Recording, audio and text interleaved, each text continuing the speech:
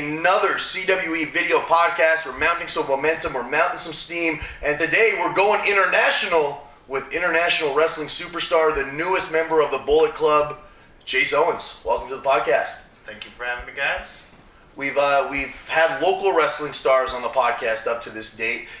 We've had a lot of guys that cause some heat, but now we're turning the temperature up because you're a man who causes heat. You cause heat across international borders, so I'm excited to have you on the program and see who you can piss off in the next hour. That's good. Piss a lot of people off.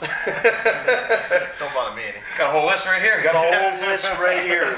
Before we get to the people Chase personally has heat with, we're going to talk about some hot topics in the world of professional wrestling this week. There's been some moves, some people that have left WWE, which is going to free up room for guys like Chase and hopefully myself one day to get an opportunity with WWE. Sami Callihan, who was a big independent wrestling star for many years, who went to NXT and was Solomon Crow, was the name he performed under there, asked for his release and returned to about 300 indies in the span of 4 days over the weekend. Very interesting because he asked for his release at a time that NXT is signing a lot of top independent stars to start their touring brand. So what are your guys' thoughts on this move? There's got to be more to it than meets the eye. It could be you know, a pay issue, right? Like we talked a few episodes ago about how the Young Bucks don't want to be in NXT because they're making more now than they would if they got to NXT, right? You know, right. And they're, you know, maybe he figured he's better off, you know, or maybe something happened behind the scenes that's kind of, you know, hush right now. It might come to the surface that he later. did voice his displeasure a couple months ago about how he was being used or whatnot. He's been there about a year now. They really haven't done too much with him. And everybody else that's been kind of signed kind of goes in. They get this big monster push. They're the next big signing. Yeah, I think that's what it was mostly. You know, underutilized. him being there, and they're just signing so many top indie guys, and like you said, they're just automatically getting that push. And Sammy's been there and just kind of, you know, no disrespect to him, but like, he's probably going to do better on the indies. Yeah. Who knows? Maybe he feeds somebody's wife and got heat, and fucking he's got to get out of there. Got to get out of Dodge. Who knows? Did you ever work with him? I have not. No? I don't think I've ever even met Sammy. No. Why do you think personally he never caught on there? I don't know. I think sometimes it's just a matter of lost in the shuffle. I don't think it's anything that they're doing wrong or anything that's like, okay, well, he doesn't have what it takes or anything like that. I think sometimes just really talented guys, and we've seen it before. Not enough TV time. Yeah, exactly. They're really talented guys get lost in the shuffle. The timing's poor, depending on what other angles they have going on, and it just really doesn't catch on quick. And you know how it is there. If you don't catch on quick, you're put right back to the fucking bottom of the ladder. He kind of got signed like right before like that big indie boom in NXT. So which was kind of surprising to me because he, like in stature, he's a small guy, and they typically don't go for that. Later on, as they started signing indie guys, it became more common. But he kind of got signed before that trend started, right? And then he kind of got lost in that shuffle where it's like, okay, now Samoa Joe's coming, Finn Balor's coming, Kenta's coming. So he kind of got pushed down the ladder a little bit. Right. But it's a good opportunity now because he's hot on the independents. He's fresh off at a time a lot of guys are getting signed up and are unavailable for these independents, with Ring of Honor signing guys to exclusive deals and WWE scooping guys up. So now it's an opportunity to kind of take that top spot. I think he'll do better on the indies than And the thing of it too is never say never, right? You know, like who knows? This could play to his benefit. He'll go out there and he's gonna be hot right now. He's gonna get all these fucking bookings, and then they're gonna say, "Fuck, maybe we should sign this guy. He's fucking hot." You know, a year and a half down the road, like. Shit like that's happened. That's before. what CJ Parker just did recently, about 6-7 months ago. He wasn't quite happy with where he was going, asked for his release, and he just started with New Japan as well. Yeah, he actually signed a contract with them. I think like a year maybe. But he's treated as one of the young boys, but he's kind of not fully the young boy. I mean, he's still out there during matches at the ringside, but he's it's just something. He's not having to wear the traditional black tights or so he's a bigger guy. Yeah, it's a great time, like, with wrestling. It's weird because they say, like, the business is down, like, WWE doesn't have that same buzz, but it seems like the independent level is up. Like, New Japan's hot, more than ever, hot. Like, there's so many top independents that are drawing way better than, TNA house shows are and a lot of places. So, like, on independents, it seems like due to the internet being such an accessible tool now, guys can work on the independents and create value for themselves. Oh, yeah, and generate way more exposure than they ever have, too, right? Yeah. Like, the thing of it is, 10 years ago even, and any time beyond that, television was your main source of exposure. Television or word of mouth, and word of mouth it doesn't have anywhere near the power of being on whatever network it would have been, Social TNN media. or fucking TSN here in Canada or Right. whatever, or Fox or whatever. And now you can get out there and you can reach just as many pairs of eyes on the internet as you can. A good on example of television. that's like Cole Cabana. Like he's been gone from Ring of Honor, I'd say 3-4 years now Oh, at wow. least, and he's somebody I stay in contact with. He's constantly booked like across the fuck, world. he's one of the biggest names going. Yeah, And still, he said, yeah. that's one of the reasons he left Ring of Honor was because he would make more money on the independents because he was able to, control his own merchandise and things of that nature. He's got his podcast, he's got his web series and things of that nature. Yeah, So he's his own boss. He's his own boss, so he's able to create his own exposure now. So it's a wonderful time to be And an there's a independent demand wrestler. for the guy too, right? So Right. Another guy released, Brad Maddox. So he's somebody that kind of came in through the WWE system. I'm not sure if he had an independent background, but he was actually released. And from what I understand, it's because he did like a dark match promo where he said like cocky pricks or something Yeah. along those lines. fuck It wasn't even on off, television. yeah. It was to the house, and I guess it was deemed unacceptable, and well, I he guess. got the boot. But other people do way worse. Yeah. Yeah. 2 yard and what you Yeah. can get away with. Pretty much. It's credit in the bank, right? If it's any business like a bank, and if your employee's been there a while, they've built credit with you. Whereas if you're just kind of getting your break, you don't have any credit with your boss. He's yet. been there a long time, though. But I He's been under contract in a long time. I mean, in the public eye as Yeah. a figure, as a star, right? Right. Like Yeah. Lesnar, I'm gonna whip your ass. I don't get trouble, Right. And he bled too, and there was rumor Yeah. like it was intentional, non-intentional, and bleeding's a no-go there. But you're not going to fire Brock Lesnar. No, you can whip his dick out on public TV and they wouldn't fire him. No. Yeah, but it's like once again another opportunity for a guy to get on the independents and probably make some money for himself because he's been there a long time. He's like the general manager for a while. They're repackaging him in a Right. tag team. He's always just been kind of lost in the shuffle. And for people that you talk to down there, apparently he's a good worker. Like he yeah. knows what he's doing, but I don't think so he's kind of in a weird spot. Like, and as a promoter, I can understand it too that he didn't really get that full TV rub. Yeah. So now he's got that former WWE tag to him, but he can't really demand that former WWE money because he didn't get that big push. So he almost has to start over again and Yeah. kind of build that momentum on the independents and go out there and have good matches and build rapport with promoters and fans and try to create that momentum for himself. Right. Yeah, he didn't get.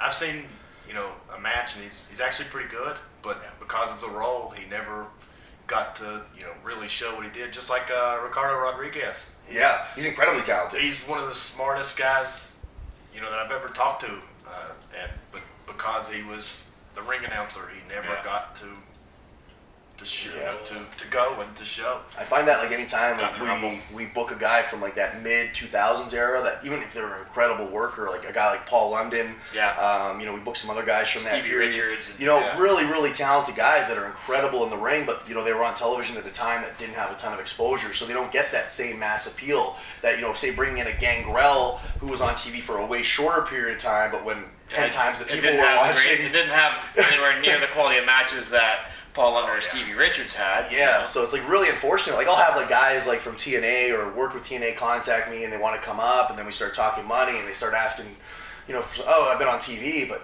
nobody was watching it. So Yeah. it's like it's tough to justify it. Like as a talent, yes, you're going to give me a last great. year or so. Yeah, like you can't even like. Somebody contacted me recently. I won't name names, but they asked for money, and I was like, "You got to be kidding me!" What they asked for, I was like, "You can't even get TNA up here unless you pay for the channel it's on." Yeah. And even when it was free, a lot of people weren't watching Yeah. it. It just wasn't really heavily publicized here in Canada. So like being a worker on television now doesn't necessarily translate to making a lot of money because the exposure's not there if people aren't watching the product. That's the thing. You're gonna get more asses in the seat with the Warlord than you will with Matt Morgan. Yeah, Like, 100% you would. 100%. Definitely. Have you worked with the Warlord? He's on my bucket list. Yeah, I've worked with Barbarian a few times and been on the shows with Lord, who hasn't lost any size at all. Yeah. Oh yeah. Like I want to book him just to squash me like a Superstars match. Or Oh, something yeah, like fucking that, right. But I've In a not handicap at worked that. with him. I don't know if Yeah. I want to. I've had people criticize me because like we're in Winnipeg, which is like a very WWE market. Like if you weren't on TV in the late '80s or during the Attitude Era, probably people don't know who the fuck you are. No. But like we bring in a Scott Steiner, a Rob Van Dam, everybody knows who they are. Oh fuck yeah. But it's weird because like I'll bring in like I've brought in dozens of Ring of Honor guys at this point. They're like, oh, why are you bringing in those Ring of Honor guys? They don't draw. But in some of the bigger markets, I find they do because they have such a niche market that the diehard wrestling fan that enjoys wrestling knows who these people are. So Like they're Chris Hero. Yeah, they're more inclined to come out to watch a Chris Hero than they are Matt Morgan because they weren't really watching. He doesn't have that indie cred that audience enjoys. Exactly. So for dollars and cents spent for a fraction of the price, you can get that Ring of Honor guy who maybe doesn't have that national TV exposure, but he's going to bring in a completely different audience. It's not necessarily your small going to be. towns, you're going to have a little tougher time with that Ring of Honor guy than you will WWE or WCW name. Yeah, in Surus, they're garnish. It's like these guys are going to come in and have a great match. But nobody's coming because they're there. Right. Speaking of Hero, you heard about his 3.5-hour match? Wasn't that a couple months ago in Toronto or something like that? Kincaid did it. And he was in it? Yeah, he said he wrestled Hero twice, but he said the last one was like Hero and Rich Swann, and they were still tearing it up. going. Shit. But when you look at Hero, he looks out of shape. Yeah. But he, obviously he's not. He went. It's actually funny you mentioned, we just mentioned Surus, Hero, and Kincaid because one of the best matches I think CWE's ever had on a live event was Chris Hero and Jason Kincaid. They were a main event. I think the first time Kincaid was up here. Yeah. Or second tour. It was incredible. Like 30 minutes. That was last year's Kincaid's amazing. Yeah, that was last year. We're gonna get to Kincaid before this podcast done. That's another example. Like that place was packed. 300 people in Surus, and in no disrespect to Chris, but 300 people that probably didn't know who he was, but they're so incredible at what they did that they had 300 people on the edge of their seats, not knowing who they were. To them, they were just wrestlers on the CWE roster, and those guys tore it up. And then Heavy Metal and Big Jess went in there after them, and then they were before them. Oh, it was before them. Yeah, they were before them. But just like as an example, and it goes back to that argument where people have criticized, why do you bring these guys in? Because that's how you build your brand. You bring guys that can work. That's why we bring in a guy like Chase, because he comes in and each and every night he's going to go out there, he's going to bust his ass, and people will be like, fuck, I didn't know who those guys were. Yeah, that was a fucking good show. Exactly. Yeah, I get it a lot. Where are you from? Virginia in the U.S. You come all the way up here? I had a girl mention that to me today. She's like, Chase isn't from here? They don't realize that, that people travel with, Yeah. While we're talking about people kind of traveling and transcending the business, Monday Night Raw, Tommy Dreamer appeared last night. The last I checked, he was still working with TNA as an agent. I don't know if that's changed. and his own fucking thing. His own promotion. Yeah. But he did the that. TNA thing has had to have changed. It must. But If it wasn't, it did last night. I mean, I don't know though, because 6 months ago he did he was on TNA TV and NXT the exact same night because TNA tapes in advance. So he's worked for them and done WWE stuff at the same time. He must have something in there where they can't tell him where the fuck he can and can't work kind of thing. With TNA, yes, but I find it really bizarre that WWE allows that because they've always, if you work there, you don't exist. They don't acknowledge Sting's time there. They don't acknowledge Samoa Joe's time there. No. They just write you off. So it's really cool that he transcends that because that's unheard of in this day and age. But I guess it's kind of happening with James Storm now too, because they taped all their shit 6 months ago, and it's still airing. So he's challenging for their championship, and he's on NXT. And he's on fucking NXT, yeah. So, but I guess that's credit to Tommy being one of the nicest people in the business. He is, man. He's a great guy. So he told me and my wife we could stay at his house if next time we go to New York. You're one of his favorite people in the business, just for being a good guy. But we were at, I think it was a Comic-Con he was here for. Yeah. You hit the most solid, awkward crossbody off the second rope, and we just happened to be watching at this time. And Tommy put over. He's like, it looks like Kevin slipped in the bathtub and got tangled up in the right down as you. Who's that working? Something like that. But it was just I don't know if you slipped on the rope, but it was not graceful at all. And we still kind of rib about it today. But a lot of the people that come in for CWE, a lot of the names, actually Tommy's the guy that looks that up because we built that rapport with him. He's been in 3-4 times with us, and it's hey Tommy, can I get this guy? And he's right away on the floor, and he's super cool like that. He So always works hard too. oh yeah, Oh fuck yeah. he still loves wrestling, and that's the difference between a guy like him and some of the other guys that don't get booked as often is his attitude. He loves being here. Yeah, because the last TNA house show I did just a few months ago was me versus Kincaid. But besides us, everybody was kind of house show. Crowd's not that great, but Dreamer went out there and did all kinds of stuff. Did his shit. Yeah. He was the most over guy of the night. Yep.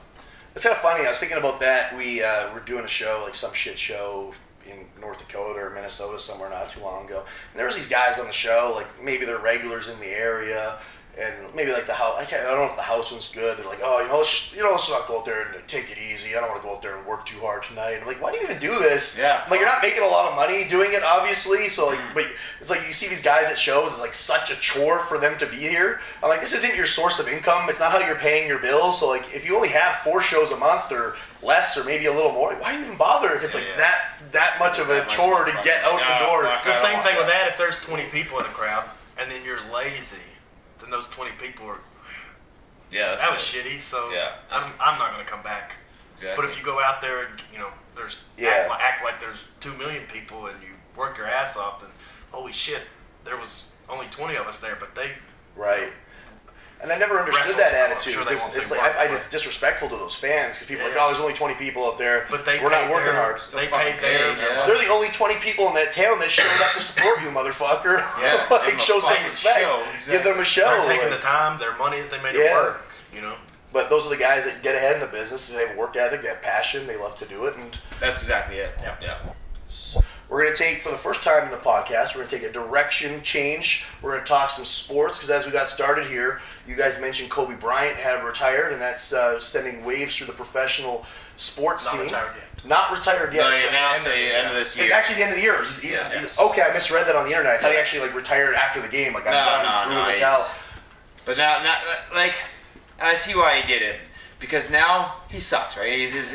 His performance has declined drastically compared to where he was. The team around him's fucking horrible, and so he's gonna make the focus of this year. Every fucking game he's in, every fucking town he's in, it's gonna be, hey, this is the last time Kobe's playing. So he's gonna draw a house. Yeah, he's gonna draw a house. It's not gonna be about the team. It's not gonna be about whether they're winning or not, because they're not. They just lost to an what's Philly? 0-16 team tonight. Wow. Yeah, so they just lost to an 0-16 fucking team tonight, badly by 12 points. And what's their record?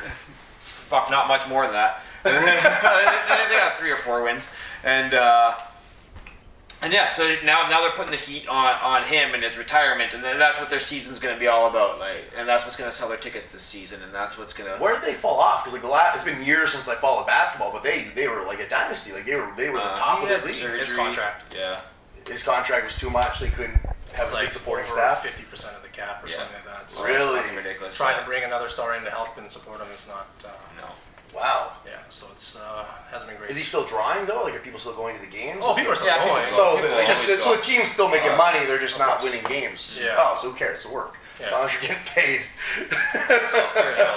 So He cut some big promo about it being about spending time with his kids and whatever the fuck else, where his heart is and this and that. It's like, no, your fucking performance has declined drastically and you want to get out before. Is that just due to age, injury? Yeah, it's just everything.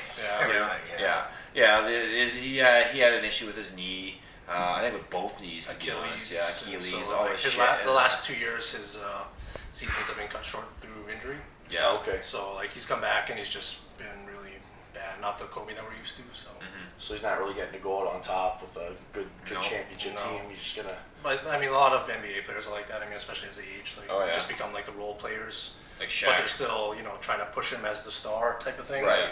Well, it's marketing just as much Oh as it's yeah, about of course winning. it is. Yeah, especially for a team like the Lakers. Like, I don't follow hockey at all anymore, but I always see people like burying the Leafs because they never win and they need to build a better team. But from what I've heard, they sell out every game. So if you're and their tickets are through the roof. So I'm like, if you're selling out every game and you're paying fuck all to shitty players and they're still packing the place, then why go out and buy yourself? No, they're not paying fuck all. They're at the cap. Are they? They have last year, 2 years ago, they had the highest paid defense in the league. Oh, really? They were like bottom 5 teams. Yeah. Wow. Yeah. Wasn't good. Like, to some people, it's about the integrity of the game, but to those people no. investing millions, if not billions of dollars into a sports team, as long as they're making their money, they probably don't. Well, what's Toronto got? 10 million people, something like that. So you can fill a 25,000 building every night. Is there still talk of there being a Hamilton team? No. They did this whole process. Quebec City and Las Vegas have been approved. Las Vegas is Las getting Vegas, talk. yeah. Well, they're approved to, they paid $1 million. Paid $1 million to get the approval. They're approved to make a bid or some goddamn. Step one, Step one has been completed. It's ridiculous. Well, it's fucking but they've forever avoided professional sports in Las Vegas because of the gambling culture of that city and the likelihood of people being paid to take dives and bullshit like that. Is that legitimately why? Yeah, that's Yeah, legitimately why. We had a CFL team there at one point in the mid '90s, and it was fucking god awful.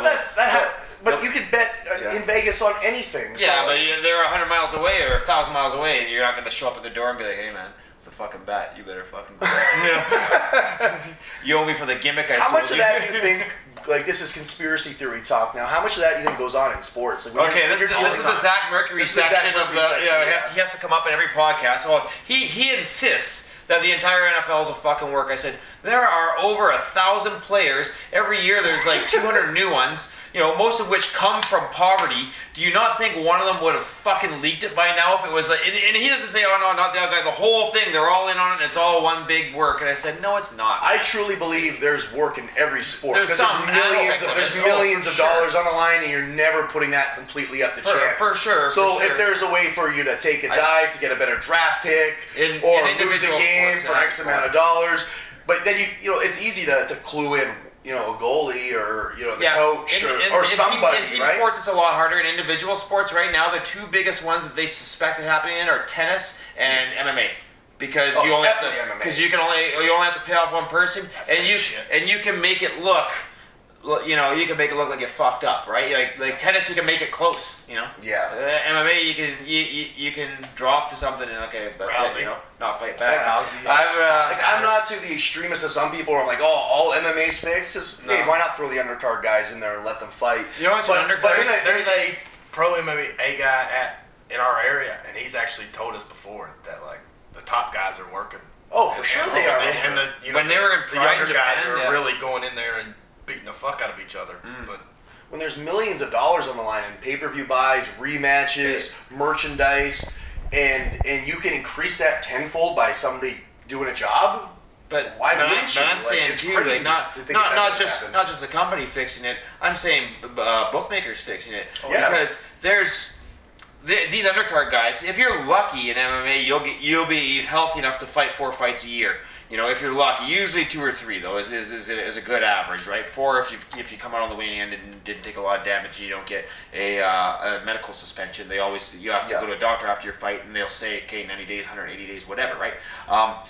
There's guys, they make $8,000. These guys that are on the fucking undercard, they're getting paid $8,000, and they gotta pay their fucking camp. They gotta pay their fucking, they get their their flight paid there. Yeah, they gotta pay their camp's hotel. They only get their fucking hotel paid. Their camp, so they're corner man. They either all cram into one fucking room, or they got, they're not making fucking money and a camp is minimum 6 weeks. Some of them are 10 weeks, right? So you're not doing anything else for at least. On average 2 fucking months. That's your money to eat, live, and train your ass off, right? So at the end of the day, that's in one hand and out the other. And now they've cut out their sponsorship. They've gone exclusive to Reebok uniforms. Oh, wow. Yeah, and that used to be a huge fucking moneymaker for these guys, and they've cut that out, so that's reduced it drastically. So now I think the likelihood of one of these undercard guys, having someone come in and saying, "Hey, look, I'll fucking grease you up, $5,000, go down, throw this fight, get knocked out in a second." Right? Sure, yeah. Oh, 100% that's got to happen. Yeah. Why wouldn't you? Yeah. Like and it's getting to be the point now where these guys that are getting paid $8,000, it's almost like WWE. These guys make more if they go to Japan and fight on one of these fucking dipshit cards out there. Yeah, get on there and make a bit of a name for yourself. Yeah, and jack up your rate elsewhere. Yeah, or even World Series of Fighting, they're getting paid more. In Bellator, they're getting paid more. And like right now. There's a fighter by a Russian guy, Fedor Emelianenko, who's this undefeated heavyweight for years. He's got a fight booked for New Year's Eve, so that's 8 weeks away, or no, 4 weeks away. Pardon me. And he doesn't have a fucking opponent yet, and the opponent's gonna get paid 6 fucking figures. So that's a work. It's not a work. Like, they're gonna find some fucking sack of potatoes that was somebody 10 years ago and throw them in there, but nobody can prepare for a fight on 4 fucking weeks notice, right? But for 6 fucking figures, any of these guys will. When you say nobody can prepare for a fight in 6 weeks, is that in terms of like conditioning, studying your opponent? Yeah, because all of it. Because if you're like a trained fighter, like if you're heavyweight's a little different because there's no weight. If I walked in a room with Ken Shamrock and picked a fight with him, he'd kick the fuck out of me because he's a trained fighter. So when you say prepare for another fighter, what is the time? Everything, man. There's been times where. Who was it? Chris Weidman had a fight with Vitor Belfort, and Belfort pulled out injured. And then they offered him, it was 2 weeks notice or 3 weeks notice, something like that. They offered him Lyoto Machida, and he's like, no fucking way. And he lost a lot of money by saying no. He's a higher paid guy. He said no, because he's a fucking left-handed karate karate do or whatever they call him. He's left-handed karate, and I was preparing for a right-handed Brazilian Jiu-Jitsu guy, and he's like, there's no fucking way I can make that switch in 3 weeks. Like, Wouldn't that make like the fights more authentic if you just, had less time to prepare and study your opponents? Like, let's just go in there and fight. Let's see what yeah, well, but to make them sloppier too. Well, those first UFCs were fun for that reason. Yeah, There was no weight class. I actually have those. I found in my box of DVDs. I have the first 8 UFCs on DVD. I'm gonna go back and watch. I remember I actually enjoyed those. Yeah, those were solid. But like You're that. just throwing 2 guys in the ring. I'd rather watch like 2 guys at a bar throw down and fight than watch 3 guys or guys grapple for 30 minutes in a guard. yeah. So I think that would take away some of I think that would add some excitement. It was just get in there and go. Yeah, and it does happen where sometimes Put 2 guys in a hood. You don't know sometimes who you're someone working. does throw their balls in a wheelbarrow, step up on 5 days' notice, and say, "Fuck it, I'll take this. I'll save the card. Right. I'll save this fight. Fucking it, I'll go in here on 5 days' notice. Yeah. Fuck you." And I just fought 2 weeks ago. Maybe that's what I'm gonna start promoting. I'm gonna start promoting MMA fighters in hoods, and you don't know who's under there. You just get in there and fight. No time to prepare for your opponent. Just see who the tougher I man think the is. Athletic Commission would. We'll do it on the reserve. Yeah, We'll do it on the reserve. We'll be fine. So We'll you do it see it, offshore right? on a boat, on some barge. We'll just say it's a work because they're wearing wrestling masks. Yeah, exactly. But like guys, after the Rousey fight, somebody posted like an interesting statistic about all these big fights that say drew 200,000 buys, but then the rematch would sell 1.2 million because like the first fight was like this big upset or there was big controversy, and there was like 6 or 7 fights like that, like big known fights. Yeah, Anderson Silva, Chris Weidman. That was one of them. Ones, That the rematch was what drew the big Lesnar business. Mir. Yeah. Yeah. So that's where the money's at. So when Rousey, if she comes back and fights again, this had a huge buy the first time. I Shogun imagine. Machida, yeah. Yeah, so it's going to be way up. They're going to make an extra how many $1 million for a payoff, and like why wouldn't you throw a fight if you can come back and work a second time and make twice the money or 3 times the money? True enough. So we're going to take our first break so we can plug the upcoming CWE events, and then we're going to get down and personal with Chase Owens, the Bullet Club. Let's get those guns ready. We're going to do some shooting.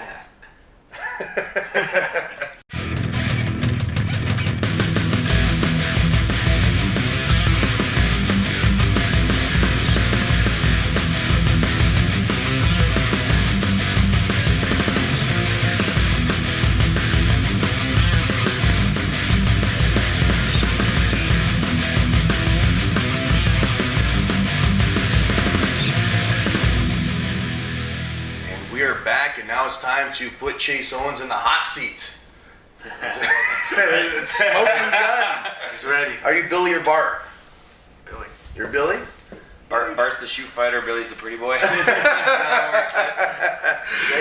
I'm excited to get you on, learn a little bit about your history. I've come to learn a lot about Chase Owens and what he's about in the last year and a half. But being a Canadian podcast, a lot of people aren't familiar with your career. So let's get those Canadian fans up to speed. I learned a little bit as we were just kind of putting our notes together here for this. I thought you were initially trained by Ricky Morton, but you actually started somewhere else. So maybe you can kind of go back in time. I don't like to do the, who were you trained by, who were your best matches, but I'm intrigued to know this about you. Boring podcast. Right. So maybe catch us up to speed a little bit on where you started and how you kind of came to train with Ricky Morton. Okay.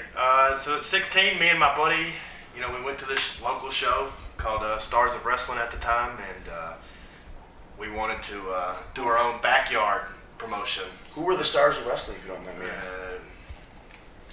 They didn't shine too bright. Yeah, I mean, it was an okay group of guys, but it's basically the Indies. There's a few guys that you could learn from, and then there was a bunch of jack-offs that couldn't. But so here, me and my buddy go in wanting to buy a ring, so we can do our own backyard promotion, all that bullshit. But so we asked the guy named Mikey Duggar, and he pulled us to the side and told us if we wanted to wrestle that he would train us, and so we started the next week.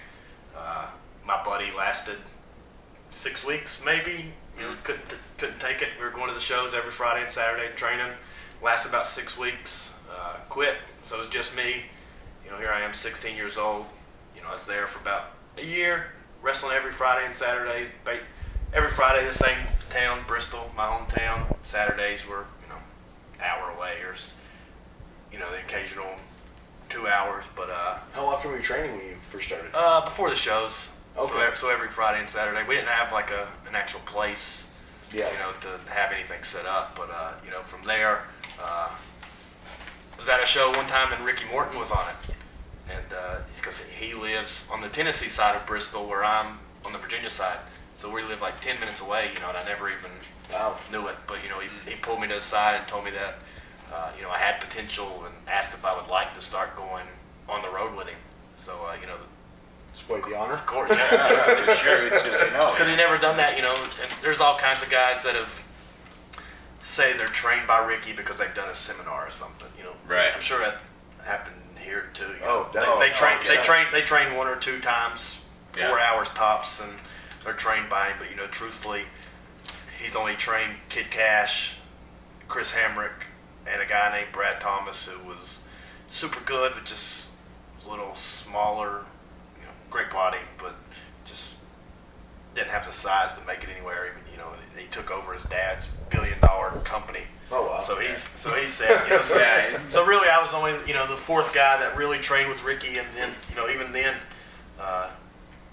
there was no school like he's got now. So I was just going with him, and you know, before shows, and you know, working with him in the matches, and you know, that's a lot of my experience came from the matches and not so much training. And I tell a lot of people that's really where you learn. Because like, they say, like, you know, oh, you need to be trained by somebody who made money, like go to a good school. And you know, there is value to that, most definitely. You know, but when it comes to taking a back bump, somebody can show you how to teach, you know, anybody can show you how to take a back bump, anybody can show you how to take a hip toss, but it's getting on the road with somebody who's made money, sitting and picking their brain for hours and getting in the ring and working with them in front of a live audience. Ricky always says really learn. The working part is the stuff that happens between the moves.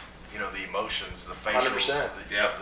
the interactions, you know, that's where you're working.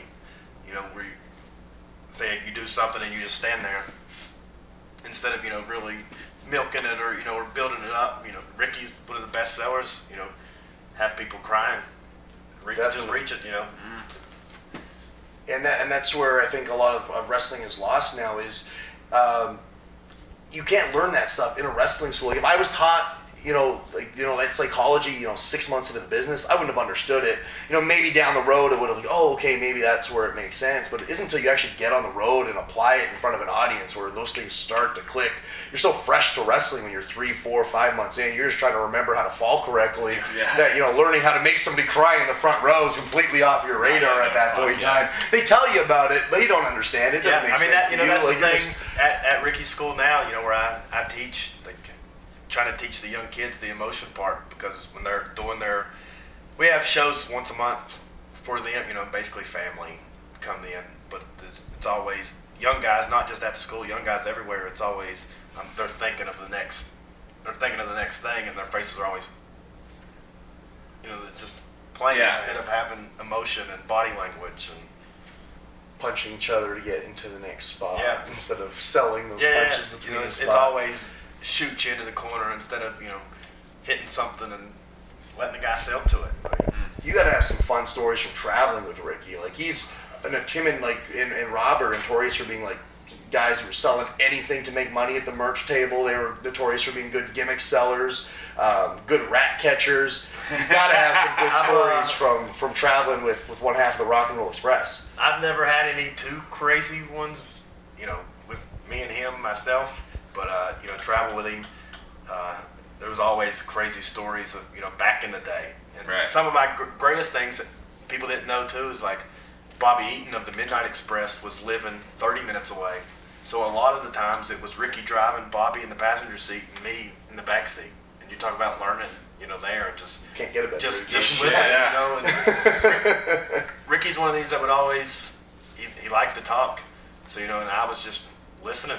And he'd always, shut the fuck up back there. You know, trying to get me to talk, but I mean, I was just, here I am, 17 years old. Trying to absorb it all. You know, with 2 of the greatest that have ever been in the business, you know. How many kids does Ricky Morton have? I believe 7. Kerry James, Kendall, Katie, Brad, Jonathan, who's a country singer, who's actually pretty good. I can't think of the middle boy.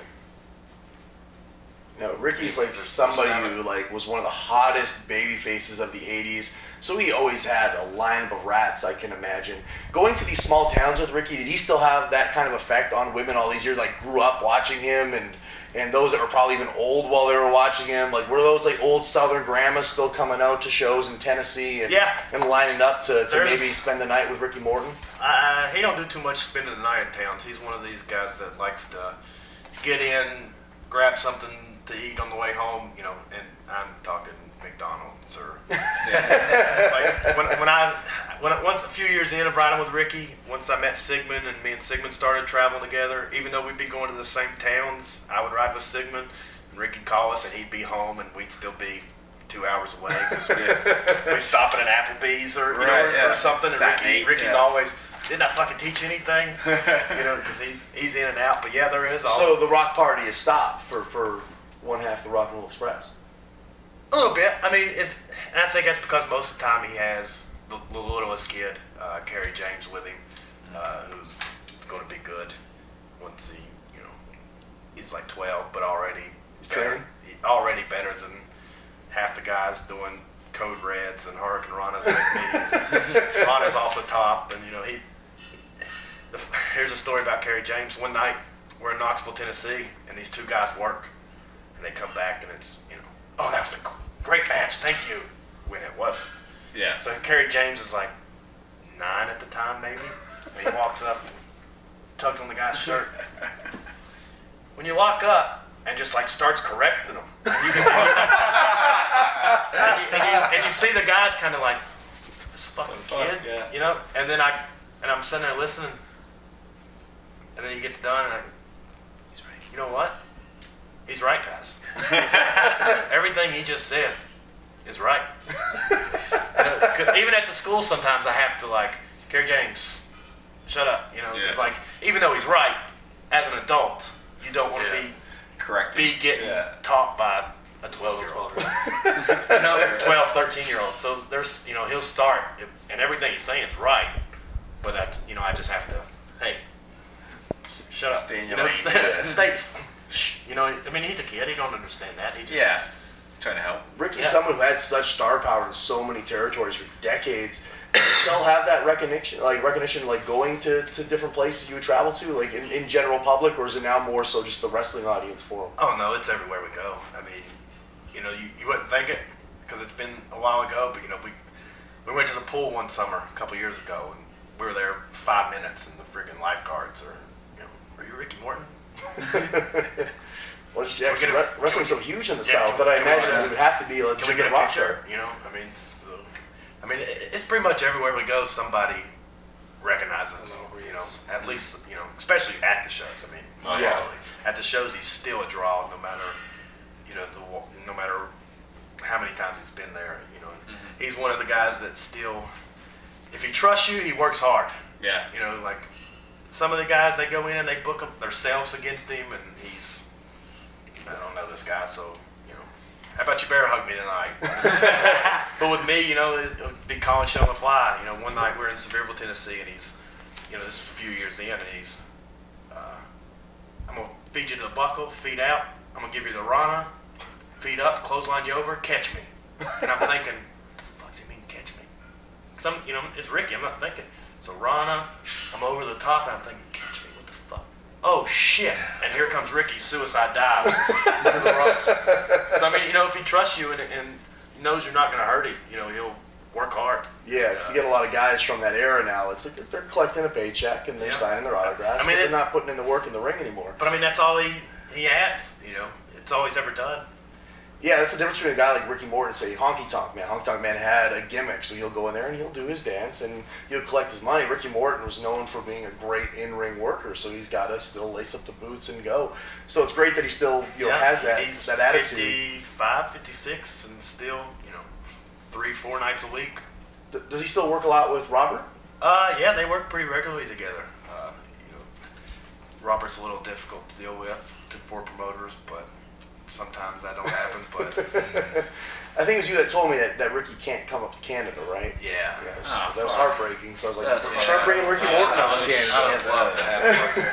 That's too fucking. But you know, just put him in the trunk. You talk about the party and stuff. Like he will, you know, occasionally. But like I said, he doesn't like to when he's got Kerry James with him, which is a lot of the time. But like if he's at wrestling conventions like he was this weekend at WrestleCade, you know, where they got the hotel and he's not driving, or, you know, they were, Sigmund messaged me talking about Ricky Morton having a drinking contest with Jinder Mahal. So, you know, it's a complete opposite, you know, people, but, you know, I was at the Fan Fest in Charlotte, the NWA Fan Fest, and Ricky was, you know, partying up and, you know, having a good time with all the guys there. And, you know, but he just likes to be in his own house most of the time. Yeah. If he can. Sure. So you went from, you know, traveling, being on the road with Ricky. How did that transition to you being involved with the NWA? The NWA came about because Tony Givens, who runs in Kingsport, who is now NWA Smoky Mountain, but I started with them because Ricky introduced me to them. You know, it was after I got with Ricky that they saw me and pretty much pulled me completely away from the Stars of Wrestling guy. You know, because here, the Stars of Wrestling, even though they give me my start, and I always, you know, thanking for that, but they didn't have TV or a YouTube channel or, you know, anything to really do anything for my career, whereas Tony Givens, who was running Championship Wrestling at the time, had a TV show, had the YouTube show, you know, so I started there, and then it's like 3-4 years that I was there, and then the NWA thing came, and Tony joined the NWA, so I was kind of, you know, I was there from the get-go of that promotion. You know, then he had to change it to Smoky Mountain. Who was the NWA president when you started there? Bob Trowbridge. I was there for like a year with him and Bill Behrens. They were still running it, and then the big whatever happened lawsuit, which I don't really care about. You know, right? Then Bruce Tharp and Chris Ronquillo took. You know, who they're still making strides. Well, Chris kind of got the boot. Being a professional. Bruce did or Chris did? Chris. Because Bruce he's the president Bruce right now, you right? know, Bruce is always trying to do stuff. You know, he's now got the NWA Classics website with all the old school matches. You know, kind of like WWE Network. And, right. You know, he made strides to, you know, make a working relationship with New Japan, which is obviously how I got in there. You know, he was flying himself over, not getting paid, just to show them, you know, that he wanted to work with them, and, you know, bringing guys over from over there. And the NWA's kind of had a reputation, like in recent years, kind of being like an old boys network that they kind of look after their guys. With Bruce being from Texas, you know, Bill's from Georgia. How did you get the kind of the push and the go ahead with the NWA junior strap the way you did being one of the Tennessee boys? That came along with we did the tournament because the guy that had the junior title, Craig Classic, got all butt hurt about his buddy, who was the world champion at the time, didn't go to a booking where he was supposed to drop the belt. They stripped him. So Craig, you know, I don't want the belt. Yeah, Craig was champ for a while. Yeah. He had it over in Japan, did he not? Yeah. But he never sent the belt back. So they had this, you know, they were going to do this tournament, and you know, that was when Trowbridge and Behrens were still in charge. And I didn't know this at the time, but Tony Givens went to the meeting because they had a promoters meeting the day of the tournament, and that morning, and the belt was actually supposed to go on me that night, but that was the night that Bruce and Chris joined and got their NWA promotions in, and so to help the Texas territory, they put the belt on the Texas guy in the tournament. So that was kind of Kevin Douglas. Okay.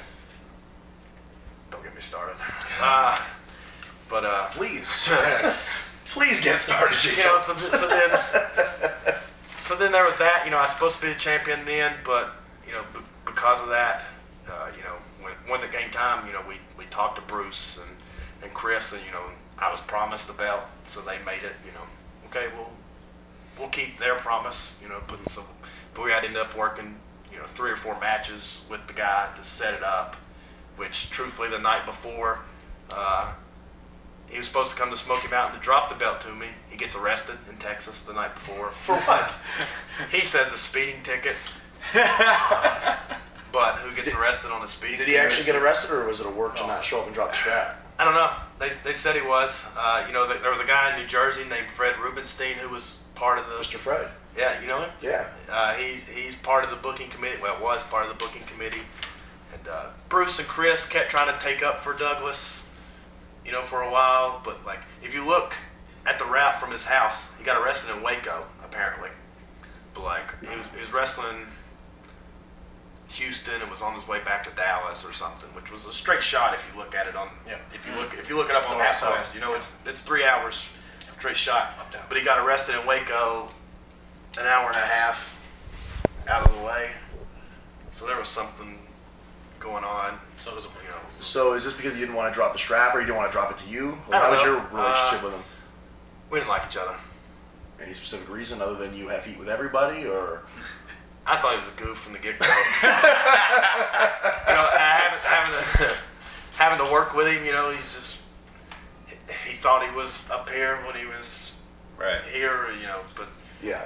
and, you know, but then just some things in the locker room and, you know, set me off wrong and, you know, then not doing that. Then, you know, so we went down to Houston and he was there and he was all trying to be, sorry I didn't make that, and, you know, fuck off. So is that where you then took the strap from him for the first time? No, they actually, they weren't going to do anything about it. They were just going to, you know, hey, I'm going to make up another date sometime, blah, blah, blah. But they actually, that night he was supposed to drop to me, they made a decision. Basically, Fred forced them into it, of just running a tournament. And I think it kind of killed the prestige the first time, because, like, it was just, there wasn't enough time to get a real tournament together, so it was just the Smoky Mountain guys, you know, and hey, we got 8 of you. Yeah. You know, so there was that it kind of killed it, you know, but, Yeah. but you know, so I actually had the belt and then went down to Texas. Actually, I dropped it to Jason Kincaid, who then I wrestled back in Texas. Okay. And you know, beat him back for that. Didn't you drop it to Ricky at one point too? Yeah, it dropped to Ricky. You know, that was a big, you know, moment of my career, because Ricky never held a major title, and even though the NWA is not what it used to be, you know, it's still, you know, for him to be able to do that, to be getting booked, you know, I mean, he always gets booked, but to have that and, you know, get a little more from these NWA promotions, you know, it meant a lot to be a part of that.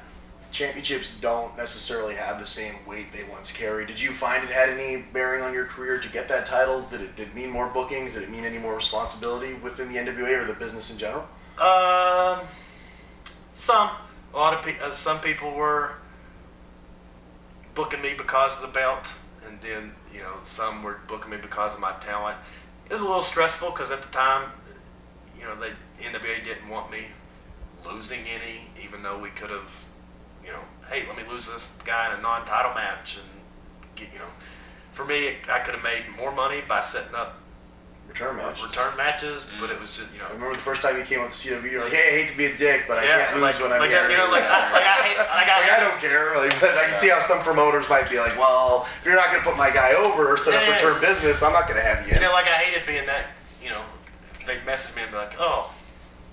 Did it cost you any bookings? Because Yeah, it cost me several, you know, bigger ones too, you know, but, you know, it was what it was, and if they were going to let me run with it, then, you know, it wasn't like those bookings that I lost were free weekends. I mean, I stayed pretty booked Yeah. constantly. Did you ever have to address that with the NWA? Like, hey, look, it's costing me money to... It eventually came to that, and because and now you're no longer champion. Yeah. This was in the first run, you know, I had that talk with them, and I was like, look, you know, because they had this thing where if it was a non-NWA company, they were asking me to get like a title match fee to give to them. So like I was having to charge people $400 or $500 to get booked, you know, some places. So I had to talk Without with them. ever being on TV. Which Yeah. So So I had a conversation with them, and, you know, kind of, and then they were like, you know what, just get it out everywhere you can, and, you know, for whatever you can. yeah. So that's when, you know, I really started. For the first few months as champion, I was just doing NWA shows, but then once, So when they changed that, were you able to be more flexible with how you were booked, or was that strict? I still couldn't do jobs, but, you know, which to me, I'm not one to care about winning or losing. Yeah. You know, but you know, it did hurt bookings at times. You know, hey, I can't put the guy over. Yeah. Which for me, I would have loved to done tag matches. And, you know, let somebody pin me. Well, yeah, there's plenty of ways to do it. Oh, Were you yeah. not able to do it in tag matches? No. Wow. If I did a tag match, my partner had to take the pin. That's asinine. Like I could never. That's a nice, easy, cliche way to set up business. Yeah. Oh, I beat you in a tag team match. Now we're going to But wrestle I mean, now one-on-one. it's and I understand their point too, because they're trying to protect their champion, and Yeah. you know, because there's like the AIWF, who's kind of the same thing where there's a bunch of promotions, but like obviously they didn't want me going down there and losing to some guy. What's the lowdown on the AIWF? They're constantly in contact with me trying to get CWE on board, but Truthfully, I know. I'm not too familiar with who I have they no are clue. from other than what I've seen. I mean, I think it's. Is just, that a legitimate thing in the South? Do people pay attention Yeah. to that? I mean, I don't know how much they pay attention. They've got a little bit now that they put the belt on Damian Wayne.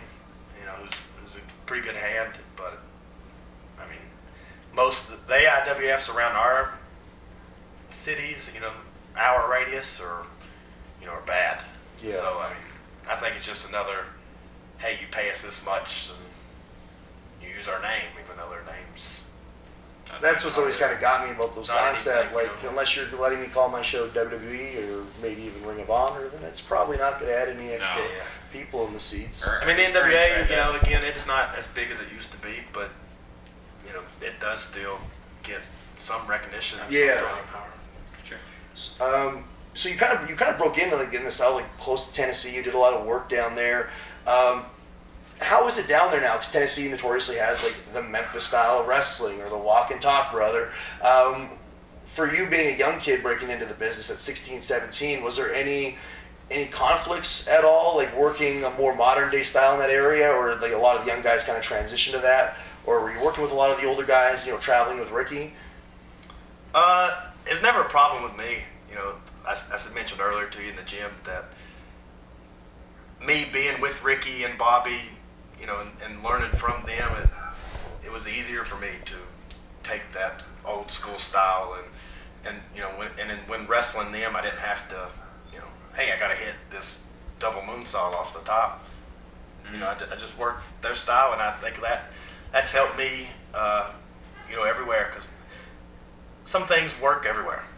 I'm not saying full old school style, but to mix it with this new Ring of Honor, New Japan strong style type of wrestling, I mean, and that's what I think I could do pretty well. Not trying to.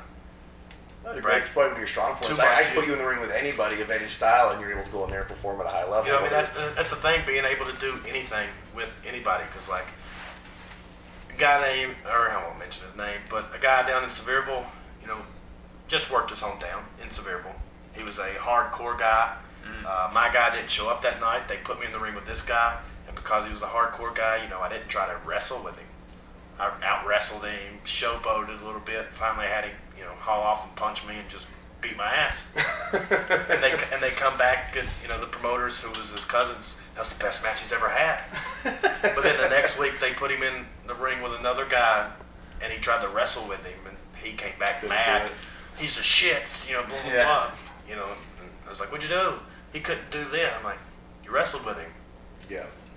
Why? I learned that early on because I always try to get guys to have like the best match I thought I could have with them, and then I realized no, you got to adapt to your opponent. You got to adapt. But it is a pet peeve of mine when I talk to guys like, no man, this is my style, and I was like, then you're a fucking idiot. You got to be versatile. You got to be able to get in the ring with anybody. The best workers of all time were guys that were able to get into the ring with anybody of any style. Ric Flair could work with Ricky Steamboat, he could work with Nikita Koloff, he could work with Dusty Rhodes, he could work with anybody he got in the ring with. And those are the most valuable guys to any promoter that I go, hey Chase, you're working Wildman Furpo tonight. You might not care for it, but you're going to go up there and get the best match on a Wildman Furpo you can. Yeah. Is it the best way to utilize you?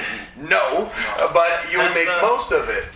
I mean, up here, let's say Source, you're not going to wrestle, or the same stuff that you wrestle that way isn't going to get over as it would here in Winnipeg. Exactly. Yeah, 100%. If you go out and do this flying and, kicking out of everything, they're not going to care. No. And that's a thing that a lot of young guys I see wrestle, and then they just leave the shows, where Ricky always told me, watch every single match that you can, because if you're later in the show, if you watch the first shows, you can see what the crowd's reacting to I watch the first match and they're out there doing all these flips and dropping each other on their heads and the crowd's, then I'm not going to go put my body, beat my body up, you know. And so you got to know, you know, it helped. Luckily, I was lucky to ride with Ricky, you know, for so many years and to get that, you know. Yeah. One of my first road trips, actually it was the first. I was supposed to do a 3-way. It was right after Greg Valentine was inducted to the Hall of Fame. Right. So here's this show in West Virginia. You know, the show's for Greg Valentine. It's like a month after his Hall of Fame thing or whatever. It's supposed to be him versus Manny Fernandez, main event. Here I am, 17 years old, maybe getting ready to turn 18. And, you know, I hear Ricky, put Chase in there with him. He'll be the best heel. I go, with who? Manny's not showing up. You're working Valentine tonight. And here I am. I've heard all these stories about how rough he is. Yeah, he's notoriously known for And that. I was like, oh, fuck. Here I am at, 17. Yeah. Oh, shit. And it was. Do we lock up? He takes me to the corner, lets me go. I thought he broke my collarbones in the lockup. Wow. And I told Ricky about it, and that was him just letting you know not to try anything cute. Even at that point in his career, he's asserting himself like that with a 17-year-old kid. But you know what I mean? Just the lockup was forearms, right? And I was just like, oh shit. You know, but he went 25 minutes, which he didn't have to do. He sold, but he did beat the shit out of me. Yeah. But Is that just him asserting himself as the veteran? Is that just the way he is? I think that's just the way he wrestles. Yeah. I think the lockup was him. You're letting you know. Yeah, like, just know, early. Yeah, Fuck around here. Yeah, that I'm still, tough, but, one time he told me, I don't remember what it was, hip toss, clothesline, go to the floor, and here I'm thinking, thank God. So I go to the floor, and I'm selling, and then I feel, turns me right out, and I was like, oh, shit. And he pulls me over the ropes, gives the hammer, everything was... How are those Greg Valentine chops? Oh, his hands are huge. Yeah. He let me he's a man's man. Yeah, he let me put on his Hall of Fame ring, and I had to take 2 fingers just to put his fingers are so thick. His hands were just like frying pans, just cracking. You broke in an area where there's a lot of guys from the territories that kick around there. Is there any other fun guys you got to work with from those years? Tracy Smothers is always fun to work with. Cool. I worked with Ricky and Bobby the most. Them being local, they'd always take me on the road. That was one of the things Ricky told me. Working with the older guys, he's like, make sure you don't do anything to hurt them, because then when they get booked, they'll ask for you. If you get more bookings that way, Yep. if you make sure you're so is Ricky, Bobby, Tracy, Tommy Rich. That was the 4 in the area. Tommy being down in Georgia. You had guys like Jerry Lynn in Nashville, who I've worked, a couple times and learned a lot from. Have you ever got to work with Jamie Dundee? I have not worked with Jamie Dundee. At least some shows with him? Yeah, I've been in a Is he couple. as wildly crazy and as fun as he appears on shooting interviews? He was my hero Can't for be. a long time, just for his It stories. depends. I've seen him. I've seen him in good moods, and I've seen him in bad moods. And when he's in bad moods, he's not as fun. No? Somebody you've actually told a lot of stories about, maybe you could share some stories with, is Chase Stevens, is another tough guy from that area that you sometimes avoid going out with because it might result in you getting into a few fights, which happened on occasion. Chase is he's nuts. That's the best way, he'll be, if you're the guy at the bar and you're looking that way, Chase will just, why's this motherfucker looking at me weird? And he's not even looking our direction. And you try to, Chase, he's not, man. No, that motherfucker's looking at me weird. Hey, motherfucker. And the guy will turn. Why the fuck you looking at me? And the guy's like, what? So here's, because Chase gets his attention. Right. Yeah. And then Chase will just walk up and just Fall drill off. it. I don't know, and he's one of those that, he's a big catching rat guy, so he's always got some girl paying for everything. So where he's always just buying shots for everybody on, He was like a boxer, wasn't he? he's a, I think he's an amateur Gold Glove boxer. Yeah. And he's no small dude, you know. He's 6'6", 270. Yeah. I've heard a lot of guys say, like, that's one guy you don't throw down with. Yeah. Like, if he's coming your way, you walk the other. Yeah, I mean, he don't care. Like I said, he just walks up to random people, not even, you know. I've seen him one time. This guy comes up at a bar in Sevierville, and the guy comes up and, "You're one of them fake wrestlers, aren't you?" Chase is like, "Yep," and just kind of ignores it. "Hit me one of them fake punches." Oh. "No, I don't want to." "Hit me one of them fake punches, pussy." "All right, let me give you one of them." Yeah. Crack! Guy hits. Chase gets up, $100 bill on the bar. We're out. he knows we're getting kicked out. Yeah. So it's just, I remember on the Alberta tour, Johnny Devine was talking about how he was one guy that he's like, once he got into that mood, I was out. And that's saying something because Devine's a fucking nutcase when he gets drinking. So if Chase is enough to scare Devine away, that says something. It puts him up on a certain level, I'd say. yeah. Chase has told stories about how he just goes home wherever, and he's like, "I'll figure out a way to get to the town the next day." He's like a dying breed of one of those last workers out there that's still living the life and doing it like back in the day. He can be drunk wrestling. He usually is.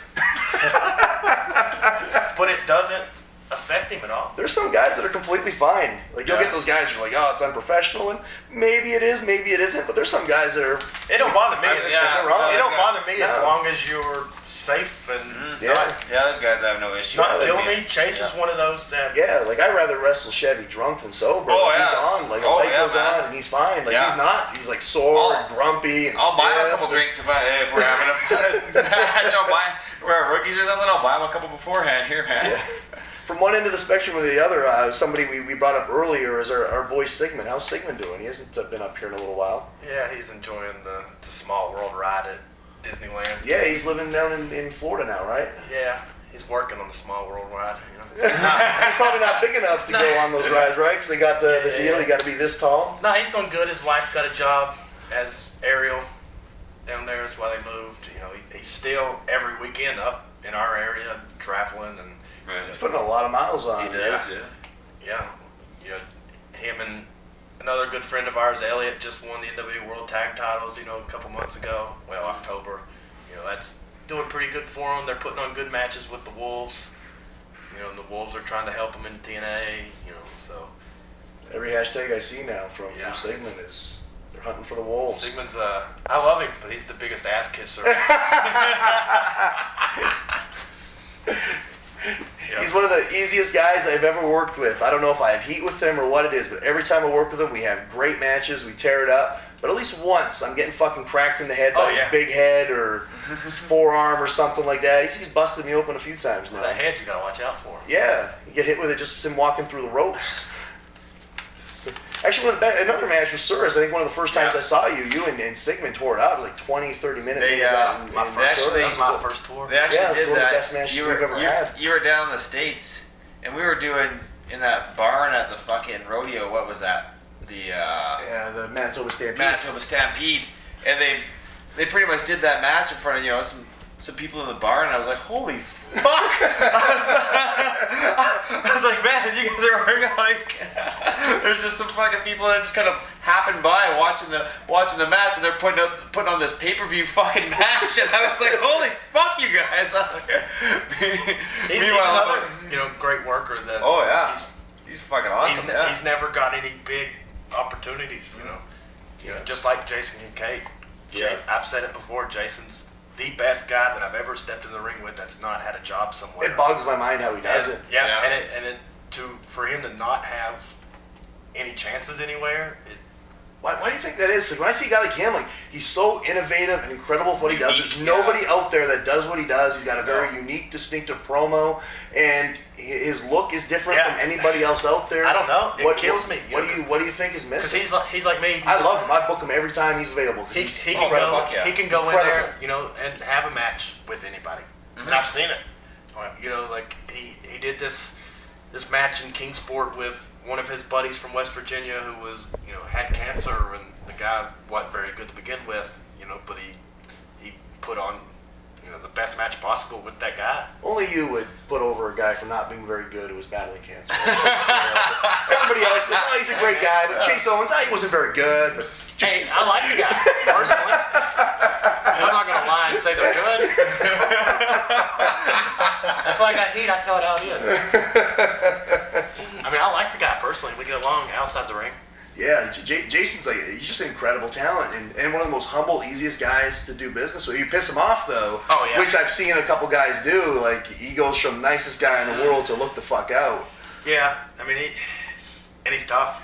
Most people don't know, but he's got an MMA background. Yeah. Not like a crazy one, but he. That's some jiu-jitsu and some wrestling. Yeah, and if you know him and look at him, he don't give a fuck about himself. So he'll do. He does handstands on bridges with Yeah. the river below. When like, we were at ravine, when we went the April tour before we came here, we wrestled in Toronto and we stopped at Niagara Falls, and he's trying to find a spot at Niagara Falls to handstand off. Like he don't care, Yeah. But like he's one of the most easygoing guys. Very zen. But yeah.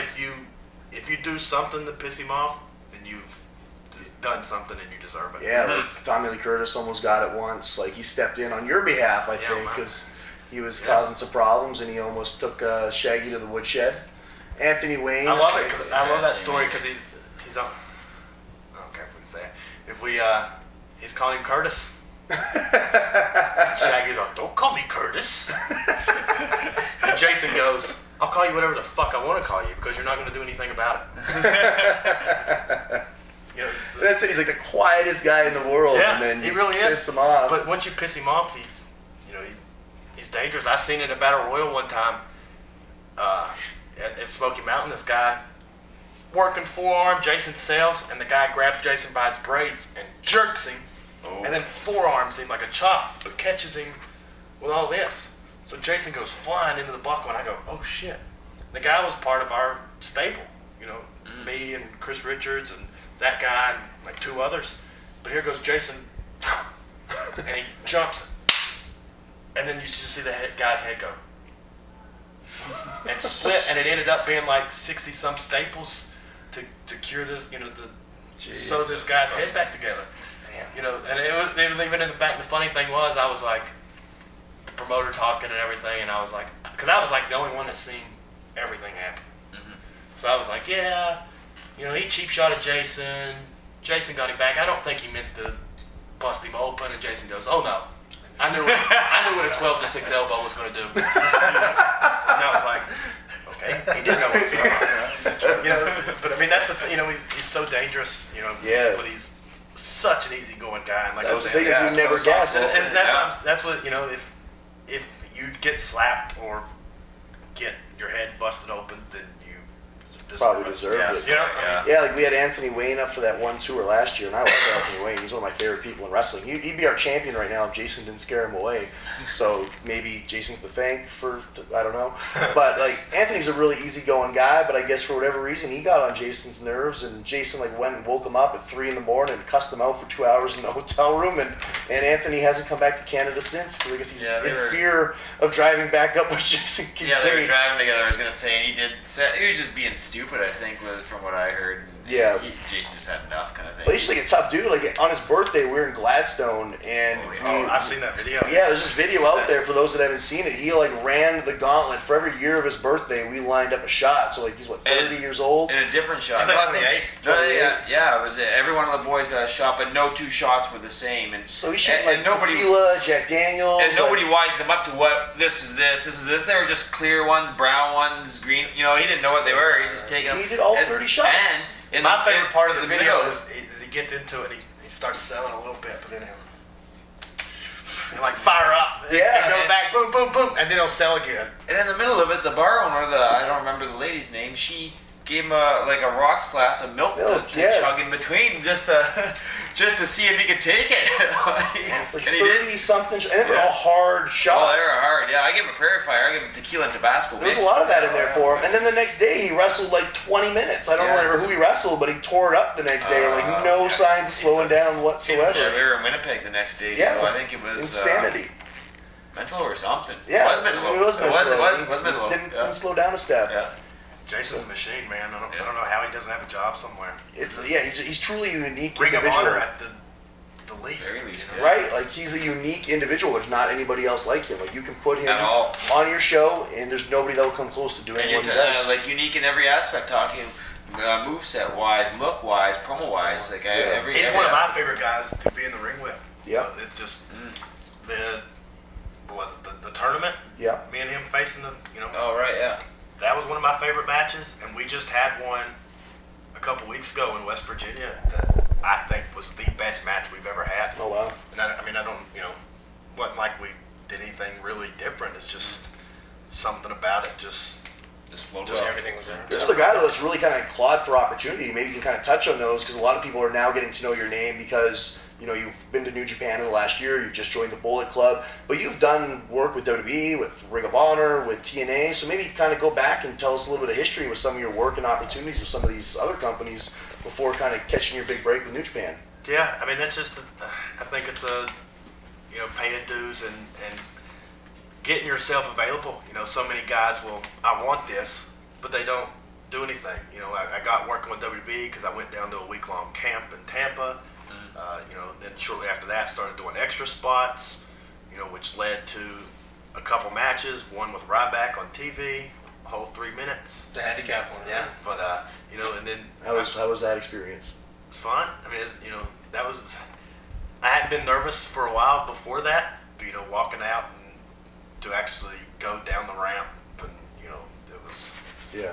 a little nerve-wracking, But Did he do the double? we were the first finisher? ones. Yeah. We were the first ones. It was just gonna be clothesline to me, picks my partner up, shell shock. Yeah.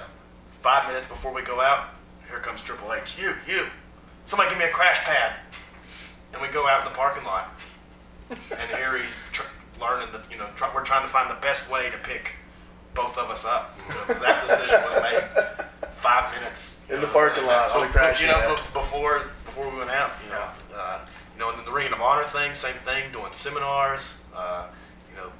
Ricky was a big part of the TNA thing, which also Tony Gibbons was, because they were running in Johnson City, 30 minutes from there. So we helped promote for them, and hang flyers and hand out the little postcards. And because that was almost, you help us, we'll put 2 of your guys on, That was you and Jason, right? Yeah, I've worked for TNA 3 times. Me and Jason twice. One in September this year. Then I worked Sam Shaw last year. On the main card, I didn't realize not the pre-show. How'd that go? It's good. Yeah. It wasn't. What kind of feedback have you gotten from these offices? Because obviously you're incredibly talented. You're staying busy all over the world. What are you hearing from these major organizations in terms of catching on with them full time? Mostly it's got to have a spot. Yeah. That's a common one a lot of guys don't realize. I've been to a lot of these places too. They think, oh, you're really good. Why aren't you there? That's It's what right place, kills right me. time. That's what kills me when indie guys are like, man, TNA's bad. I hope they shut down. Why? Right? Because there's a bunch of companies out there that are providing actual jobs for guys. So if they go down, all those guys on that roster are going to be on the indies now, taking your spots. Yep. So why do you want that? Everybody hope GFW fails. Why? That's just spot. The more companies, It's more work for all of us. yeah, Yeah. It kills me when that's. Yeah, it's what a lot of guys don't realize that. Like a lot of the camps I've done too, like TNA and my Ring of Honor matches and stuff like that. It's like I'll ask them point blank, like, what do you need from me to be here full time? They're like, you're doing everything great. Like, don't change a thing. What you're doing is fine. It's just a matter of right place, right time. Like, we're a television show. We need to have a character that you fit for us to put you in the television show. They don't just sign guys now because they're good wrestlers. No. I mean, that was the thing You need to fit a role. That was the thing with Japan. The first and second time I went over, I had the bikers, and Gato, the booker, asked me, maybe go to long tights. So I immediately, once I got home, ordered long tights. I showed up, get in better shape. I went for the Super Juniors tour, good shape. Then all of a sudden, 3 months later, you're in the Bullet Club. So it's one of those things you take what people say and try to do it.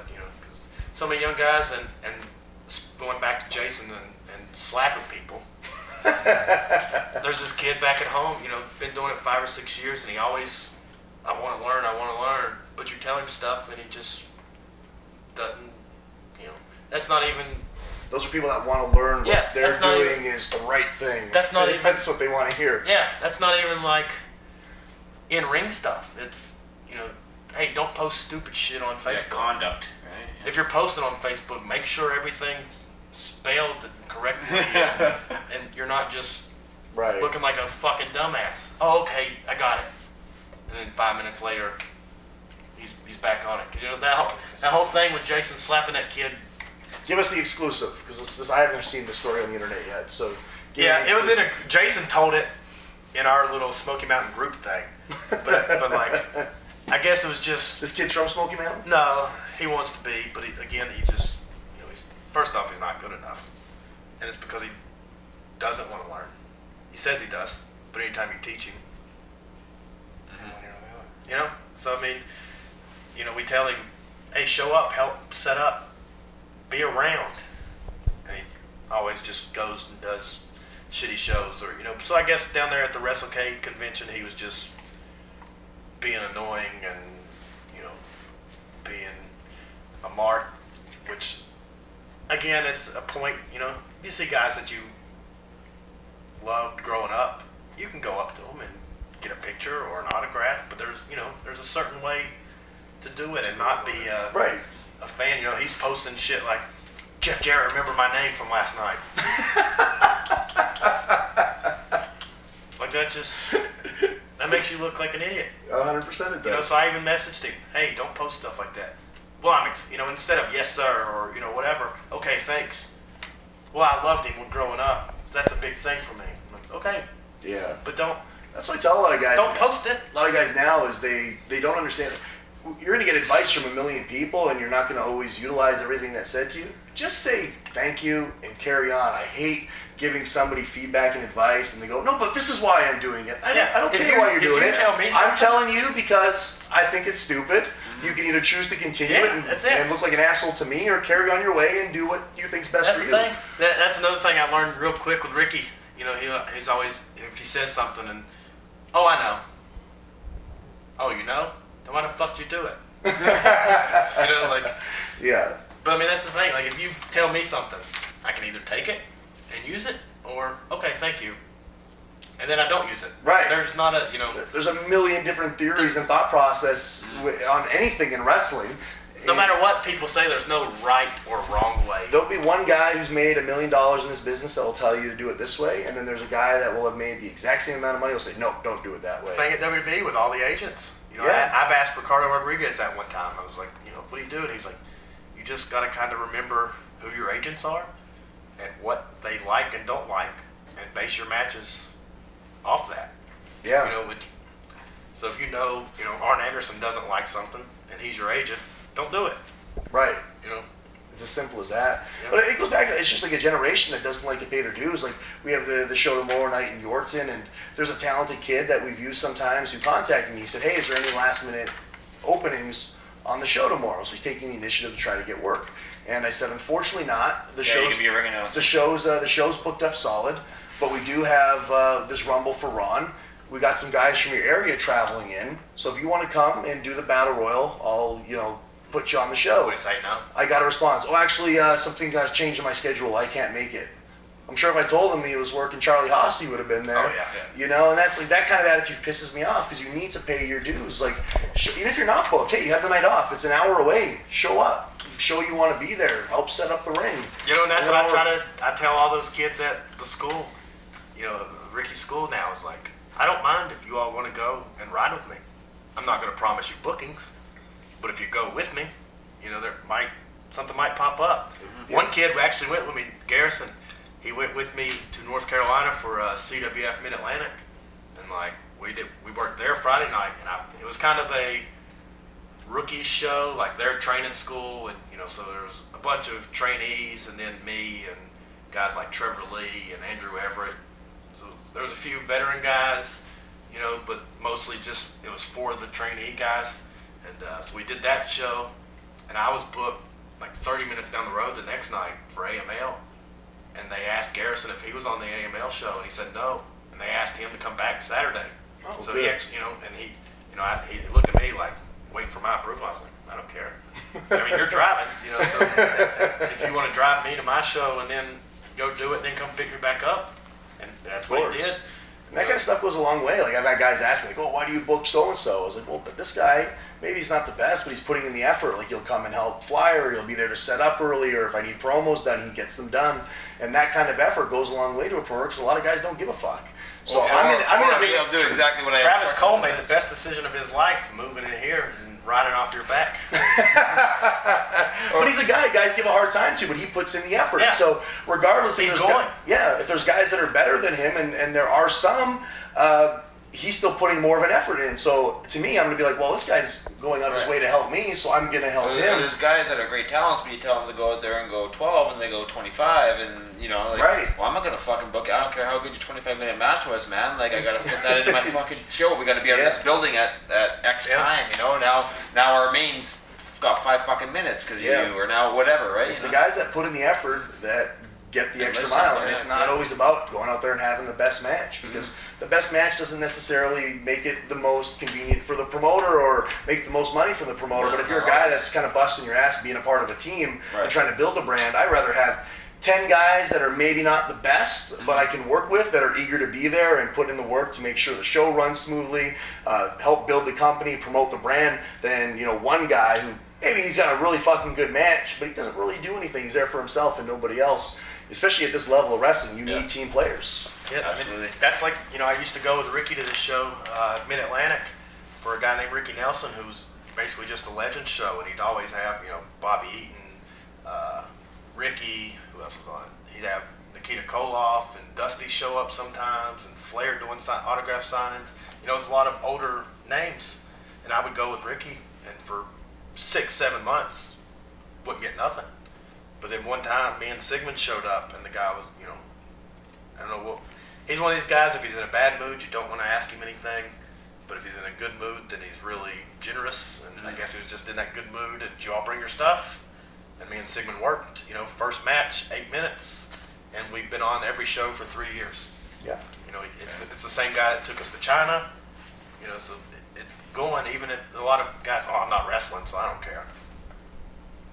Go. Who If you got cares? nothing else going on, That's go. that's all those school kids would rather go to this shitty show that another guy runs a few hours away where it draws 40 people than to ride with me to these good shows. And and I do some bad shows too, but Yeah, money. we have that Money, locally where guys they'd rather stay and get pushed for a company in front of 40 people, the same 40 people that have been there for 10 years that does nothing to advance their career in terms of networking or getting out, And then come shitbags, and be a low-end guy on our show where they get to work with a guy like Chase or Jason Kincaid or a guy, like Seaman, all these yeah. guys that can help them not only get better in the ring, but network them elsewhere. They rather, be a big fish in a small pond than come in as... it was funny. I mean, that was how I got here. Sigmund and Jason came up a few times, and Yeah. Exactly. It was funny. It's like a fan came to pick up some tickets from me yesterday, and she was talking about a guy that works for another company, and she said, "Oh yeah, this guy doesn't want to go wrestle for you because he thinks he'll just be a jobber for you guys." And this is a guy that's like prominently featured. And I'm thinking, well, that's what he is. that kills me too, because Like what? there's a difference in jobbing and being a jobber. Right. And that's what people don't realize. I could lose every match, but I guarantee you I'm not, right. No. Yeah. But it's like I'm thinking like you'd rather just be a top guy and wrestle in front of nobody, not advance your abilities, not network to get anywhere else, and go, okay, well, I'm gonna go start at the bottom somewhere. Maybe I'm not gonna get the best matches, but hey, if I get over, they're gonna start using me better. Exactly. Like it's such an ass backwards attitude now, where it's like I'd rather have something than have to work for something better, and it's bullshit. So we're gonna take one last final break, and then my phone blew up with some questions for Chase, so we're gonna ask some fan questions, and just a couple questions I'd like answered from Chase, and then we'll take this bad boy home.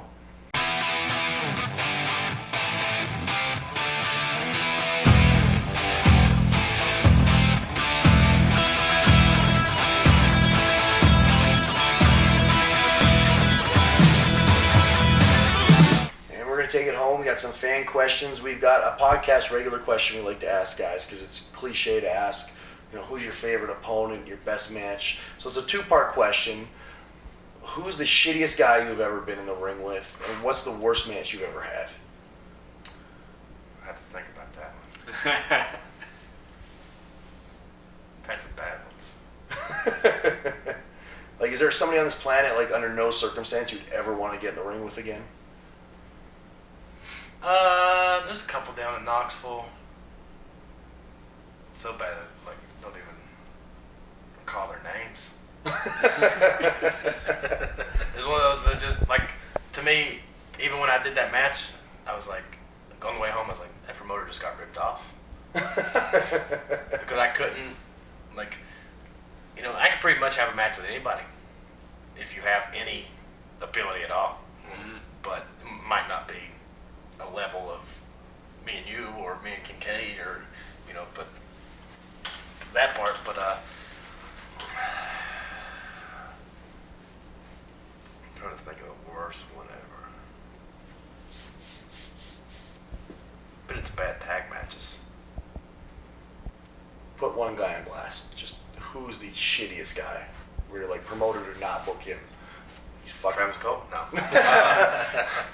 Nah, Travis is okay. Okay, though. You know what? I really don't know. Okay. I can't think of even recently. See, it's been so long that I'll let you think it's about been, it. It's been years. What about your match with Ricky Starks? I remember you were hot about your match with Ricky. Did that go into the bad match list? It was a bad match, but I wouldn't put him as the worst ever. He's okay, but for some reason... No, Ricky's good, but just in terms of it not being a match you were happy with? Yeah, I mean, it's just, you know, thing... I don't know what was wrong with him. You know, he didn't kick out of something that he was supposed to, you know, like... I don't know, what was that? But that whole tour, what, I have 2 or 3 matches with him, and it was just... You guys just weren't clicking. I don't know what it was, you know. I think he might have been trying to take more higher roles than he should have, maybe. I don't know, but me and him definitely didn't click. Okay, we got a question here. We got from Mark Mason. He'd like to know, have you Mark ever Mason? main Is that evented Carter? Cork and Hall? He'd like to know. That is Mark Mason. Yeah. I have main evented Cork and Hall, the Gucci Super Juniors tour. CC Sheldon asks, how is it being in the lineage of past NWA World Junior Heavyweight Champions? Have you been learning a lot from AJ Styles since becoming a member of the Bullet Club? It's definitely an honor, you know, to be on the list of guys like Liger and Tiger Mask and, you know, Danny Hodge and all these guys that have held that belt before, you know, and again, I don't think it means as much as it used to, but, you know, hopefully we can get it back that way. But, you know, to be on that list, you know, same thing with Sigmund and Elliott right now. They're able to say they're on the same list, you know, as Midnight Express, Rock and Roll Express, as the NWA World Tag Team Champions. You know, it's just having your name in the record book. You know, as far as the AJ thing, you know, he wasn't there the entire tour except for one night. He's the lucky one that doesn't have to do the complete tour. House shows, you know, so but he did the pay-per-view. But, you know, I did wrestle AJ, you know, and learned a ton that match back in May. Is like the guys that are in the Bullet Club, are they very hands-on with you being like a new member to the group and being a new member to New Japan Pro Wrestling, or is it? Oh yeah, especially, you know, Doc Gallows.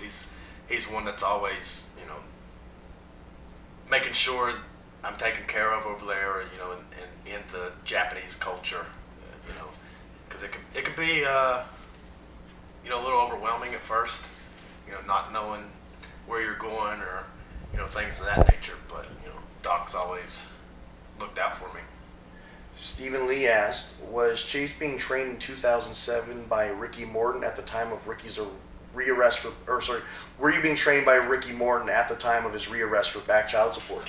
I think that was before I started, because It's a two-part, and his thoughts on the fans raising enough bail funds online.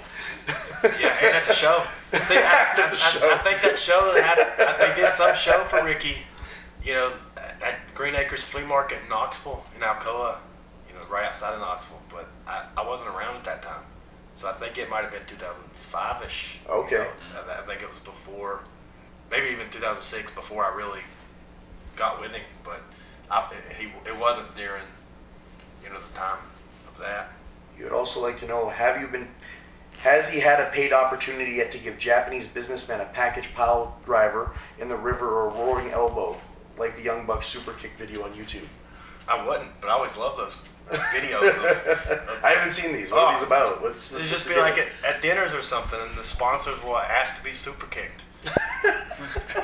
So the Bucks, take the money and just haul off and super kick the guy. super kick them. Yeah. Do they stiff them up or do they have fun Oh, with it's it?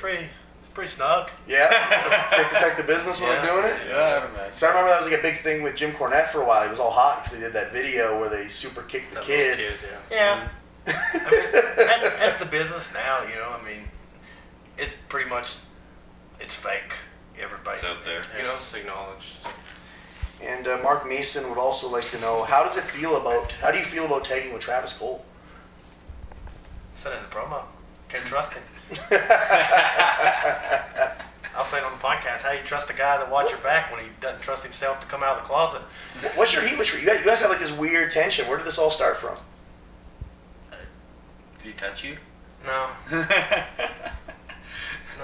I really don't know. I think it's because he moved in with you and thought he became this big booker guy, and So you felt like he had a change of attitude? yeah, and he's that's where definitely you, changed. where you He's clashed? definitely changed his attitude, and I'm not one to let anyone walk over me or. Now, is it just because he moved in with me, or is it like a legitimate change of attitude you feel? Oh, he's had a change of attitude. Okay. Yeah, because you guys have kind of gone off on each other on social media. I've slapped him. Yeah, in Alberta, you challenged him to a fight where you slapped him in the head. He challenged me to a fight and then backed down. I kind of give him a hard time about that because me and him have like two different. You weren't there. You got to hear the whole story. No, I wasn't there. I need to hear this shit. Yeah. So the tour before was kind of heated. Yeah, I the remember. Daniels tour. Yeah, I don't Yeah. remember exactly what, but so It was, we're sitting around the campfire. That was the whole deal. The tour before when we're gonna do this and we're gonna do that, and he kept saying we, and you're like, well, I thought you're not office. Why are you saying we? Oh, yeah. That's what it was. Why Why you just started off with you kind of busting his balls? we were just ripping busting him, his balls and and calling him Pat Patterson. Yeah, and he couldn't take it. And he couldn't take it, and then So we're sitting there eating after the last show there in Steinbach, right? And then they tried to get on me a bit, and like, oh, you're a brawler. I'm like, I don't give a fuck, sure, I'm a brawler. And meanwhile, Cole's getting hot every time they call him Patterson. I'm like, you're fucking stupid, man. Like, don't get hot. So anyways, we're sitting around the campfire in Camrose at old Jack Daniels' house, and That's a whole other story for another time, I think. yeah, and Danny mentions that Travis says he could hook me. Right. Me being, the amateur wrestler since I was 3 years old, and I stood up and, okay, come on, Travis, let's wrestle. If we do anything, it's going to be throw fists. Wasn't that what he said? That's exactly what he said. Okay. So I go, oh, just unzip my jacket, Right. stand the fuck up then. And he just keeps mouthing, I'm going to be professional and blah, blah, blah, blah, blah. Didn't he like bury you for your physique and Yeah, stuff too? told So it me started to I- get like personal. real Told me I quick. had the worst physique on the tour, Oh, Jesus. and I brought up that he was the worst guy on the tour. So I calmly walk up, and I didn't smack him hard, but just a little, if you do it again, we're fighting. Bow! Bow! So I give him two, and then he just sits there and runs his mouth. When I slap him, and then he proceeds to be a douche the whole tour to not just me, but everybody. He gets taken to wrestler's court. And the final judgment on that is he's got to carry my bags to and from the car every tour. They'll be waiting. Yeah. So Because I bust his balls, and a big part of it's because like he does take things like very seriously, and he needs to learn to relax. Like I'll poke fun at him just to kind of get him to open up a little bit, so he's not on edge all the time. So that's just the business. We all kind of fuck with each other. He's like, yeah, sometimes you cross the line. I'm like, yeah, that's what we do. Like that's how it is, man. You it's see all harmless. Yeah. Like maybe it appears to be like Gotta be able to spiteful, but it's just it's just that. So he kind of busts his balls about not standing up. And we kind of got into like a good argument about it because he's like, oh, it's not professional. If people hear that I'm fighting people, I'm not going to get booked places. I'm like, yeah, there's also a time you got to be a man, just fucking step up and fight. at first he didn't even want to fist fight you. He just wanted to wrestle you. You know. After I slapped him and he didn't fight me, I reached in his pocket and took his man card. Oh, that was the high spot. Yeah, I took his man card and threw it in the fire. I forgot about that. Yeah, like I'm not condoning that violence is always the answer, because it's usually not. But there comes a time with the boys. Well, you gotta be a man. You just gotta step up and throw down with the boys. If he would have just wrestled. Yeah, then it would have been problem solved. So that's where me and him differ. He's from the generation of no, violence doesn't solve everything, and we got to be professional. I don't want there to be a reputation that I'm causing fights. And it's like, no, man. If you would have got up and punked out Chase, if you would have beat the shit out of him, people would probably be like, people would probably shake his hand, and be like, man, I've been wanting to punch out Chase. Chase would have quit the business. See what you could have done, Travis. You missed your opportunity. Yeah. But I'm very. But that's the thing, I don't care to speak my mind, and that's why a lot of people.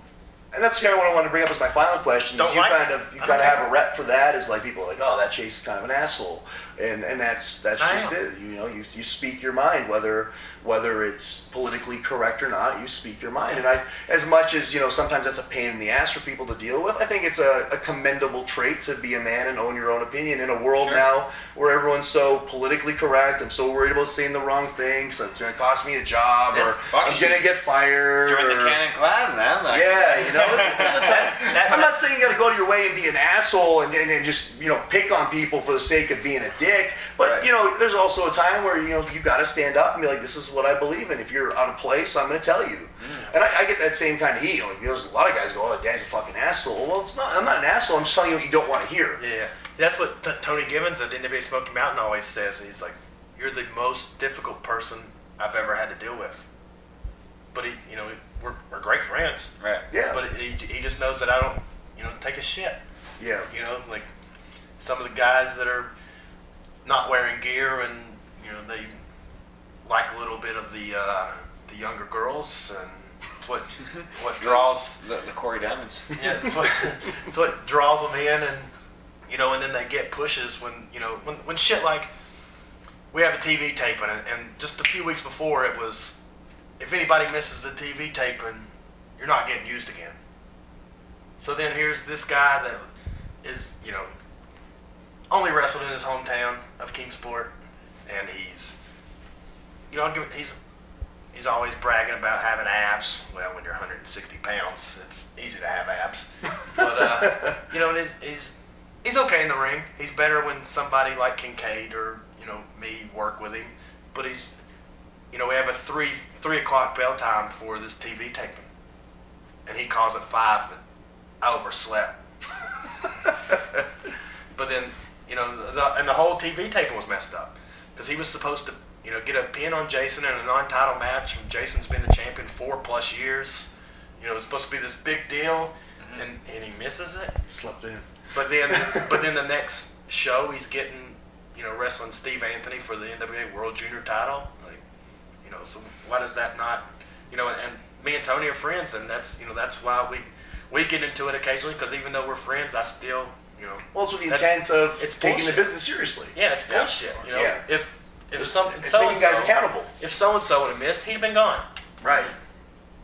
So I had the same thing happen this weekend. Like Travis, like, yeah, you got to heat some guys, and they're guys like I don't pay any mind to. I've never said a bad word about them. I've never gone out of my way to be an asshole to them. And I was like, what's their deal? It's like, oh, they just think you carry yourself a certain way. I'm like, because I take the business seriously, and they don't. Like they're hot at me because I take what I do for a living seriously, and I want my shows to be better, and the shows I'm on to be better, so I can make more money. That makes me a dick, because these guys don't give a fuck. I'm an asshole. Just like I think it was the last. Oh, they think you're better because you go to the gym and stuff. I'm like, okay. Was it the last time or the time? Well, like one of these times. Yeah. Well, then you're better. One of these times, I went out and helped put up the flyers and Yeah. I didn't have to, but I want more people to show up. Right. So I get paid more. Right. Exactly. That's the thing. The more people we draw to, and people they take it for fun, and that's what. Yeah. I remember Shea Massey used to tell me that for years. Like, yeah, guys, you had to eat for the same reason. It's like, guys don't like me because I tell it how it is sometimes, and it's not always the answer people want to hear, and it's not always the most flattering answer to people. But we're in a business where we're trying to fucking grind away to get ahead and make $1, that you need to take it seriously, because for every guy that doesn't, it's a notch against us being able to draw a bigger house the next time. So yeah, if you don't take the business seriously, maybe I'm gonna look, I may not necessarily look down on you, but maybe I'm not gonna, applaud your effort when you're not putting in one. Yeah, exactly. So, Thing like selling pictures. That same kid that missed the TV tape gives away pictures. So then people, come up, and when you charge $5-10, well, he gave it for free. Yeah, undercuts Well, everyone. Yeah. Mine aren't free. right. Like, Yeah, and shit like that's not okay. You need. I've said it to guys before too, because I'll be at a table and I'm a merch whore, and guys are like, they're selling their shit for like drastically less than everybody else, so they get that sale, and it's like, that's bullshit. You gotta, don't do that, you man. can't be undercutting all the boys. None of us are making money. You and gotta, that's to be a favorite instead of, being a wrestler. right. And that's exactly what it is. 'Cause a lot of guys like to put on tights and they like to play wrestler roles. He's another one that is back down from the fight. Who's that? The Vince Brink kid from Smoky Mountain. I actually spit in his face. And he didn't do anything about it. Went and told the promoter. Has anyone ever stood up to you and tried to pick a fight with you? Nick Hammonds did, and it didn't work out for him. Who was that? A guy at Smoky Mountain, he's wrestled other places there, but not really in a long time. And he stood up for himself? Yeah, I tried to. Let's put it this way: if we were playing Mortal Kombat on, Sega or whatever, it was a flawless victory. Did he get physical? Oh yeah. I ruined my $100 jeans from Buckle with blood. Oh wow. Oh shit. Knocked him out. So I guess moral of the story is, if there's a promoter out there that wants to clean up his locker room, they just got to bring in Chase Yeah, Owens, I'll and do it. you'll cause heat with everybody. I'll get rid of people. I don't care.